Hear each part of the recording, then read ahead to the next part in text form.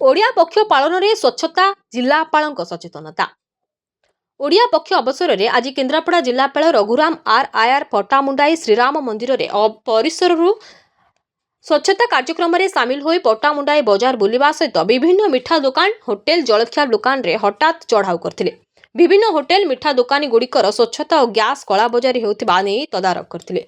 जिलापालंकर यह स्वच्छता सचेतनता कार्यक्रम में पट्टामुंडाई पौराध्यक्ष हेमंत साहू, पौर निर्वाही अधिकारी रंजन कुमार दास, तहसीलदार पंचानन नायक, बीडीओ शीतल अग्रवाल समेत विभिन्न विभाग अधिकारी माने प्रमुख उपस्थित रही प्लास्टिक वर्जन करने सचेतनता करने सहित दुकान में व्यवहृत प्लास्टिक दाना और जरी को जबत करथिले।